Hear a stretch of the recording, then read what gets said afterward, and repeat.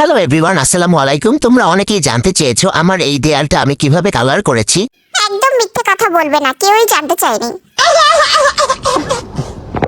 আচ্ছা, কেউ জানতে চায় নাই, আমি নিজে জানাতে চেয়েছি আমার দেয়ালটাকে আমি কিভাবে কালার করেছি। দেয়াল কালার করার জন্য অবশ্যই তোমাদের অনেকগুলো রং লাগবে। এখানে যে অ্যাক্রিলিক কালারগুলো দেখতে পাচ্ছ এগুলো প্রায় শেষ হয়ে গিয়েছে, কিন্তু আমি এটার ফিনিশিংটা দেয়ালের মধ্যে দিব। আর লাগবে তোমাদের অনেকগুলা কালার ব্রাশ, সুন্দর সুন্দর কালার ব্রাশ। সো এখানে আমি অনেকগুলো কালার নিয়ে নিয়েছি, তবে ইগনোর মাই কালার প্যালেট। আসলে এইটা আমি রাস্তার পাশে প্লাস্টিকের দোকান থেকে অনেক আগে 20 টাকা দিয়ে কিনেছিলাম। কালার করতে করতেই একদিন চাপা খেয়ে বেচারা ভেঙে গিয়েছে। যাই হোক, আমি আমার দেয়ালের কালার করা শুরু করছি। সত্যি কথা বলতে এই চিকনি চামেলি কালার ব্রাশ দিয়ে কালার করতে থাকলে আমি এক সময় বুড়া হয়ে যাব, কিন্তু আমার এই দেয়াল আর রং করা হবে না গাইস।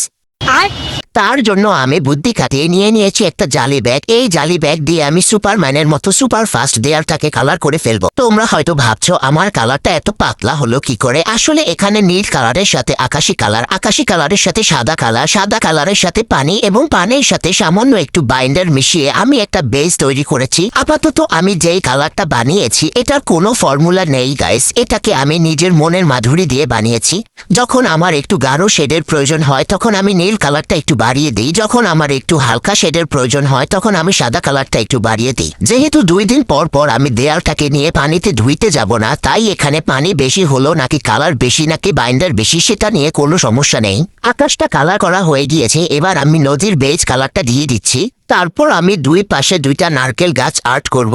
যাই হোক, গাছে আসলে অনেক রকমের পাতা হয়, যেমন কচি পাতা, মাঝারি বয়সের পাতা, বুইরা পাতা, এছাড়া শুকিয়ে যাওয়া এক্সপায়ার্ড পাতাও কিন্তু হয়। তবে এক্সপায়ার্ড পাতার কোনো জায়গা আমার এই পেইন্টিংসটাতে আপাতত নাই, কারণ অনেক চেপে চেপে অল্প পরিমাণ ব্রাউন কালার পেয়েছিলাম যা গাছের বডি আর্ট করতেই শেষ হয়ে গিয়েছে। তাই সবুজের কয়েকটা শেড দিয়ে আমি এই পাতার ঝামেলাটা মিটিয়ে নেব। চাইলেই আমি নারকেল গাছে কিছু নারকেল বা ডাব ঝুলিয়ে দিতে পারতাম, কিন্তু পরে আবার মনে হলো এই বাড়তি খাটনির কোনো দরকার নাই, এমনিতেই একদম ঠিক আছে।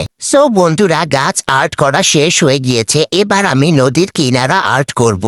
বাজেট ফ্রেন্ডলি কিপটা আর্ট যেহেতু, তাই খুব বেশি খাটনি হবে না। ছোট্ট ছোট্ট কিছু ঘাসও আর্ট করে দিব। ওইসব কাশফুল টাশফুলের দিকে তো একেবারেই যাওয়া যাবে না, কারণ কয়েক ডিব্বা রং আমি এমনিতেই বাড়তি খরচ করে ফেলেছি। সব শেষে একটি পাল তোলা নৌকা এঁকে 16 কলা পূর্ণ করে দিব। সো গাইস, এই হলো আমার লো বাজেটের পেইন্টিং, আর এই হলো বজ্জাত পাখি যার জন্য কোনো কথা বলেই আমি শান্তি পাই না। ভিডিওটি কেমন লাগলো অবশ্যই জানাবা। আজকে এই পর্যন্তই, আল্লাহ হাফেজ।